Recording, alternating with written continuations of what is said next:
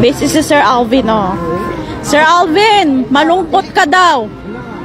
Malungkot ka daw. Konti. Konti lang daw. Konti lang. Konti lang, hindi masyado. Everybody! Tatay, hindi ka nag-iisa.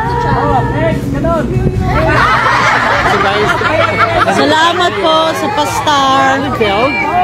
walking distance from Central Station. So guys, kung may mga time kayo na makapunta dito, punta na po kayo. We will be here. Bring him home! Bring him home! Duterte Park.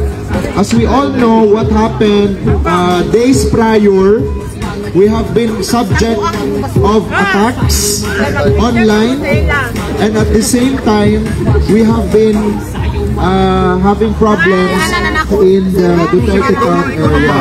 So to address that part, I would like to call on Alvin to speak on behalf of everybody in the Philippines. Hello mga kababayan, mabuhay ang mga Pilipino! Mabubuhay!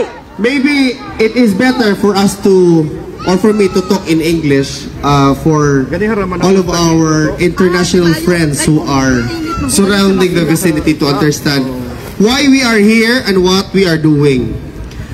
We are Filipinos, and we most likely come from all places from all over the world.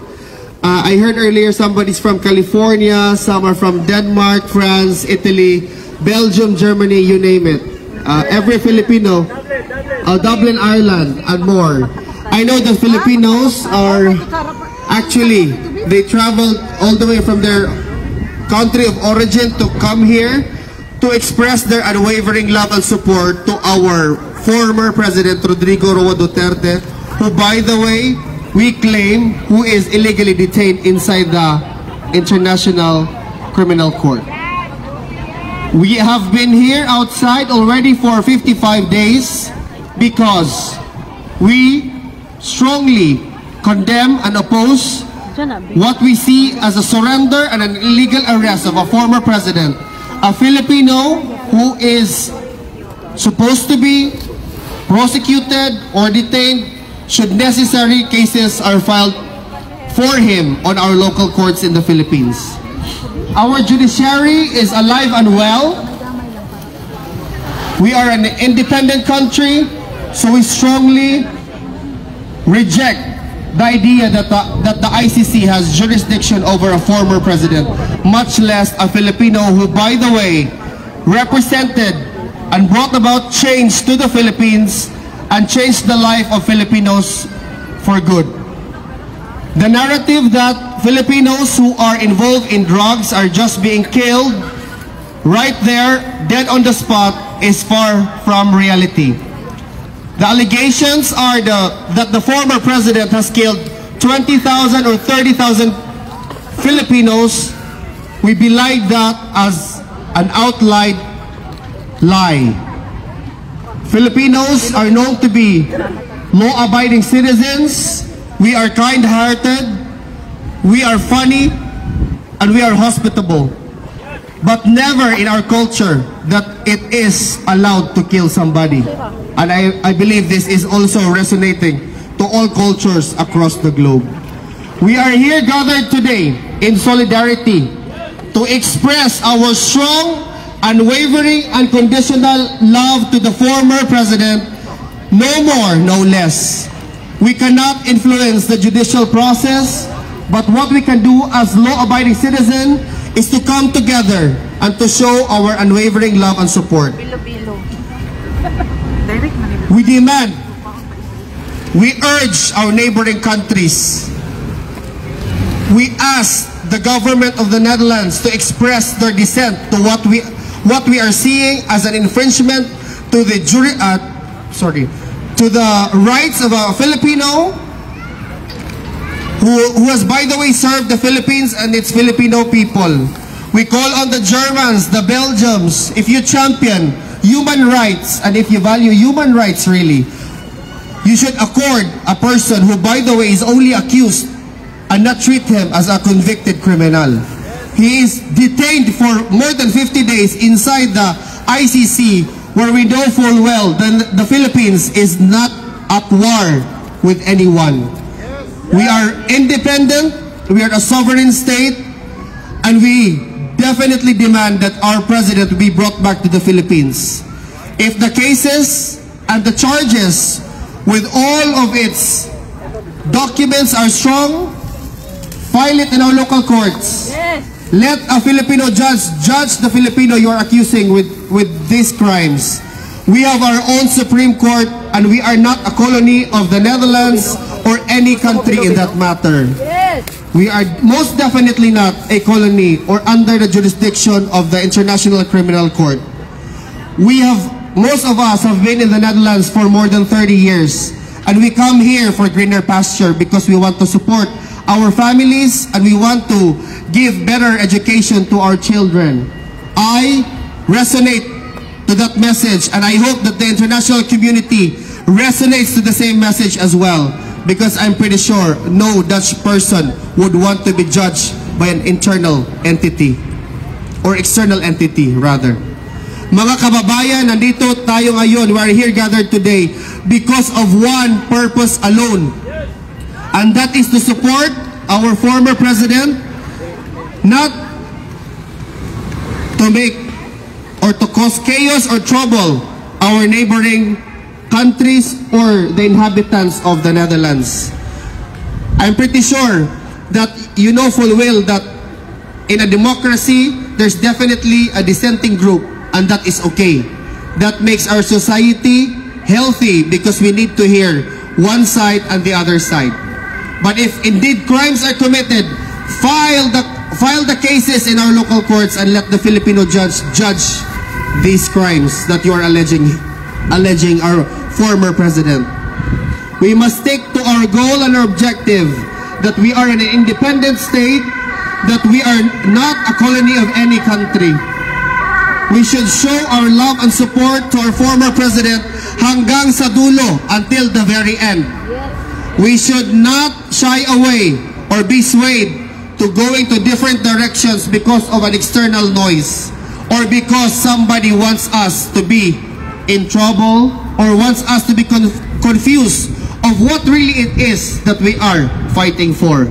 We fight for our independence, and our forefathers have fought very hard for the Filipinos to avail of the liberty that we are experiencing today. Many blood has been spilled. We cannot tolerate an external or a foreign entity to judge a Filipino who has fought very hard for our security and the safety of the children, or perhaps of your children's children. Mga kababayan, patuloy po tayong lumaban sa panggigipit na ginagawa ng mga iilan. And it's very sad that it's actually some of our fellow Filipinos. Let us remain steadfast hanggang sa dulo. Yun lang po, at manalig tayo sa Panginoon. Mabuhay ang Pilipinas! Mabuhay ang mga Pilipino! Mabuhay tayong lahat! Mabuhay! Mabuhay ang Pilipinas! Mabuhay! Mabuhay ang Pilipino! Mabuhay! Hanggang sa dulo, Tatay Digong. Duterte! Duterte! Duterte! Duterte! Bring him home! Bring him home! Nagbongga na naman, ang dami na namang nag-react. Potrog. Panalo na naman si Inday, sabihin no, yan na naman no. Inday, oh.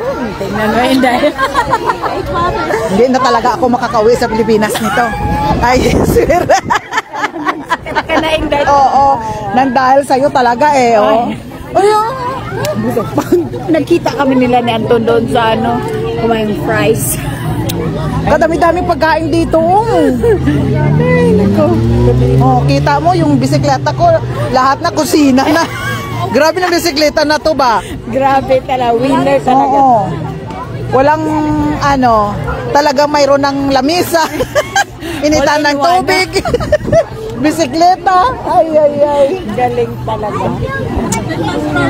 Ayun. Oh, yan oh. Ganyan yan. Hello, Aldo. Oo, tingnan natin kasi. Ito ang friend na Pulitsi na nag-help sa ato dito sa may detention. Pulitsi na siya. Si Sir Daniel na. Si Politsi na siya? Yes. We always give him food. Yeah. My God. Iya, totoo ka? Yes. Siya siya man doon na. Stay here dito. Ito man ang gatong taas niya. Yes. Ik, ik wie is dat nou? Ik moet nou echt goed kijken. Sorry. Ik dacht wie is dit? Ik moet echt goed kijken. Kijk eens wie is dat hier. Ik heb ander, ja, de kleren kijk gewoon normaal kleren. En normaal is altijd met uniform.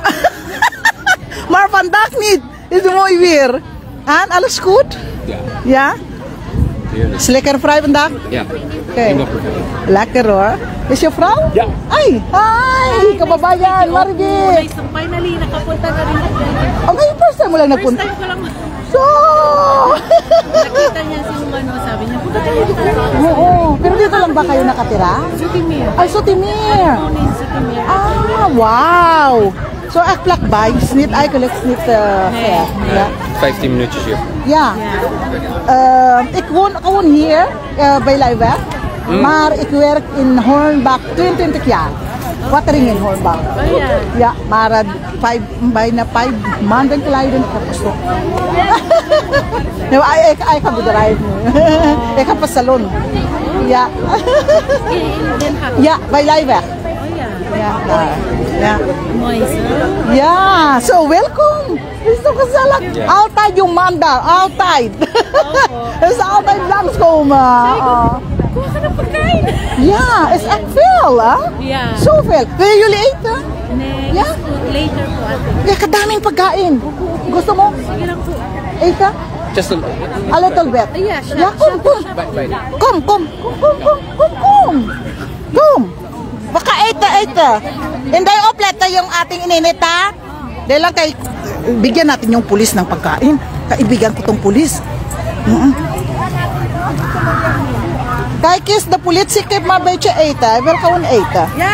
So, anday, bigyan mo siya ng pagkain. Hello po. Ito, siya ang nagtulong sa atin doon sa may detention. Bibigyan mo doon. Kaya tayo doon? Di ba siya yung pulis na dumadaan? Ay, yan siya ba? Hindi mo na kilala? Eh, kay under clear. Hindi kasi uniform lang kilala. Ay, sige, kayo ganit. Yeah, and it is the Frau is Philippine Oak. Hello po. Kay kababayan. Ari-arite. Kuya ko niya. Oo. Sus, ang bait naman talaga.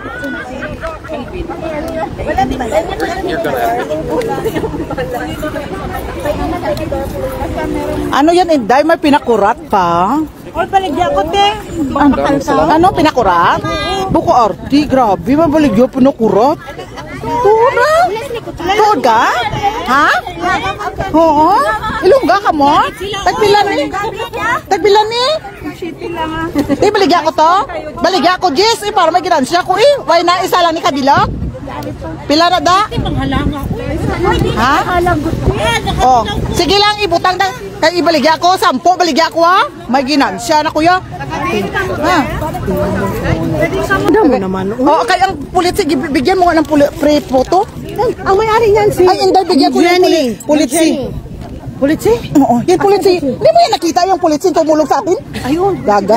Ay. Dahil hindi, oh, is gratis. Sa inyo. Sa'yo. Yan yung tumulong sa atin na pulitsi. Kaya yan na yan, yung uniform niya. O, hindi lang siya nag-uniform. Yan yung asawa niya. Oo, hindi pahingi ha. Machismosa ta, di rin.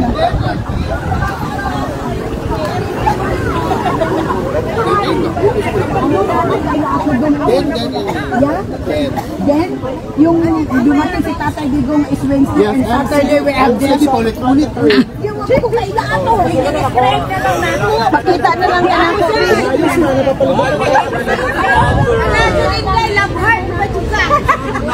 ako. Pinakurat.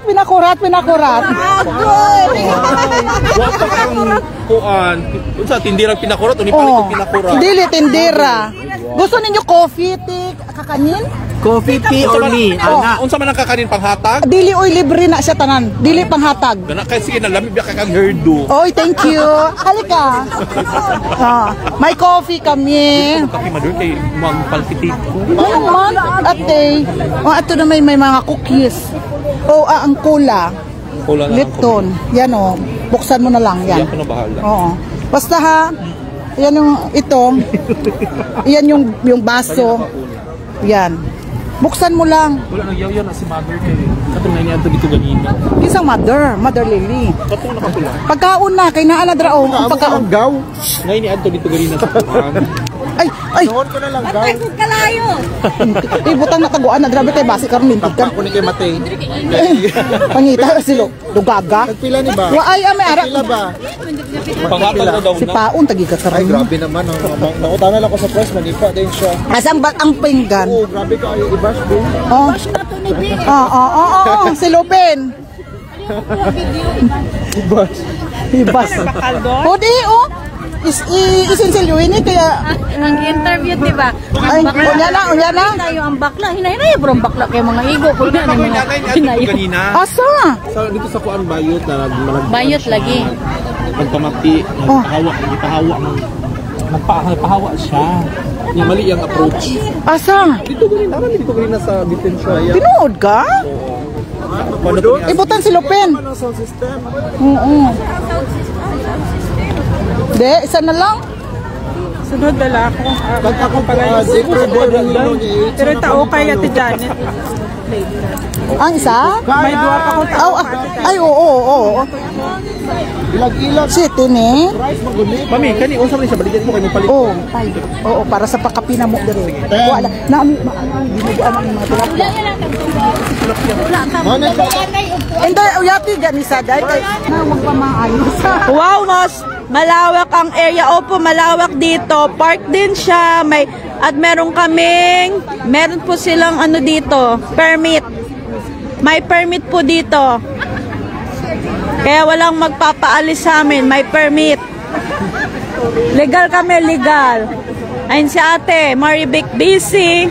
Oo, pasensya na, busy. Ang lola ninyo, palagi, busy. Sige, ikot tayo. Oh, ikot ko kayo.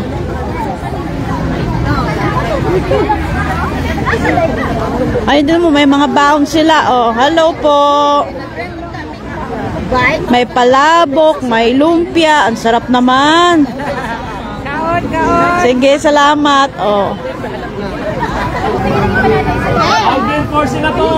At mas mapuno dyan, mas malamig. Mas mapuno. O kasi park po dito, malapit sa Den Haag Central. Park siya, park.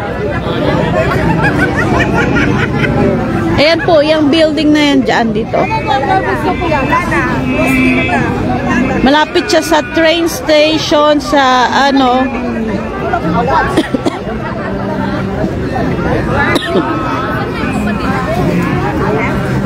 Malapit siya sa Malieveld. Nakita ko dito. Maganda yung place nyo. Safe para sa mga bata. Sana wala na magreklamo. Daming puno. Parang nagpapa-unwind lang kayo. Appreciated sa mga ginawa nyo. Di nyo iniwan talaga si tatay mo. Opo, may permit po dito. May permit.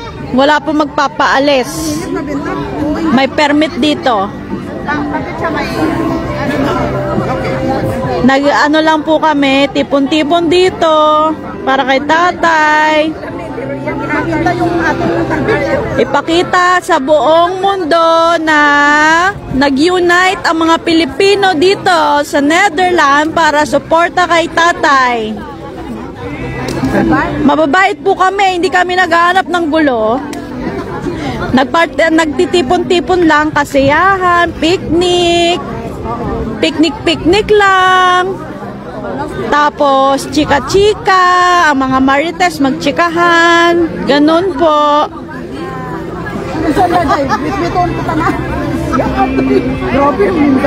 Busy si Sir Alvin, oh. Sir Alvin, malungkot ka daw. Malungkot ka daw. Konti Konti lang daw. lang. Konti lang, hindi masyado.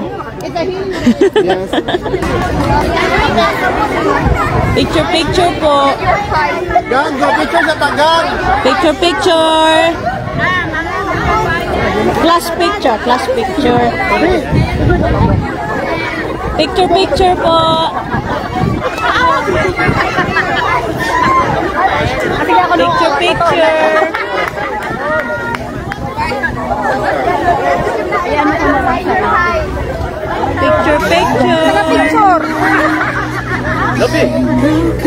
Tinawag niya nga ako. Picture tatanan. Picture.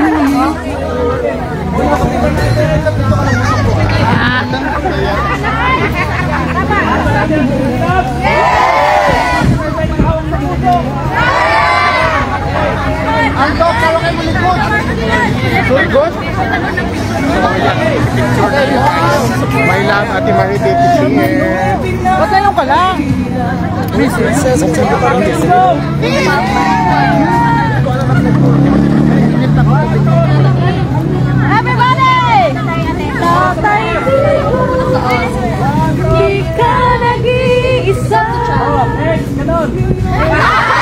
So guys, Salamat po sa pastar. walking distance from Central Station. So guys, kung may mga time kayo na makapunta dito, punta na po kayo. We will be here. Bring him home. Bring him home.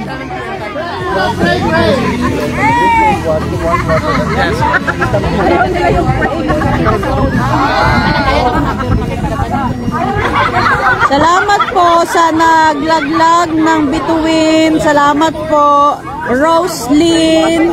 Salamat po, Roslyn, sa patala. Salamat po sa patala. Guys, I don't know kung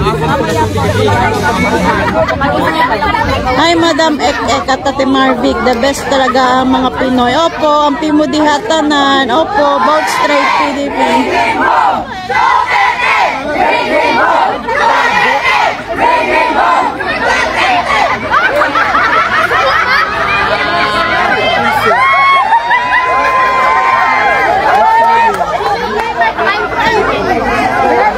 Ato mga nag-video, ang mga nag-picture. Ang mga nag-picture, waampod natin. Oh, mga nag-picture. Ang mga nag-picture.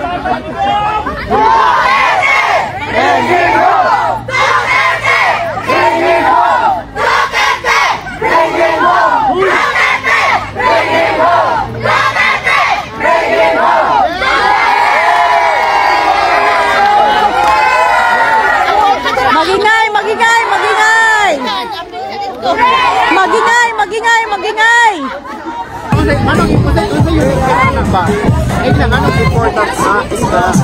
Alam mo, ang important is siya, ikan pa rin siya sa Davao. First of all, ikan pa din siya sa Davao. Idala pa rin siya ni Sergeant Romeo de Rey. And this is a bear, one is a frantic healing bear. So, this is healing bear. Kung pinahatag na siya sa mga bata na nasa mga girescue ng mga bata, this is a Jessie bear. So, it's really nice. Now siya ako yung butang sa okay. So, mag-set ka ha. Alvin, calling attention ng Alvin kay siya mag-dyan. Sa ato ang pinaka-magbudot. Okay. Bilang na ito ha ang magbudot ha. Ang nalang diri ha sa ato mga Hala. Okay. Yung mga tubig. Bito, ditulog ka na yung tubig at libre. Okay. Ara! Uy, Ara! Ako yan. Eh, budok. Sige, magduwa dyan niya ito ang Sige. Sige.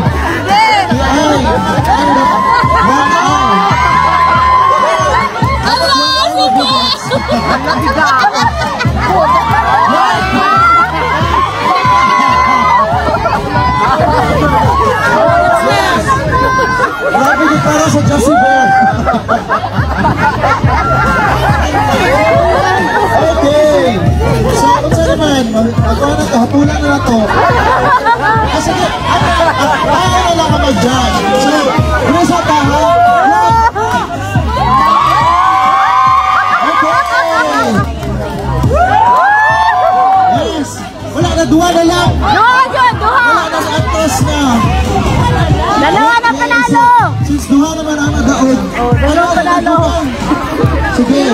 So, since duha ay nadaog, nato yung wala ka dyan si Bear o yung mga t-shirt. Ha ha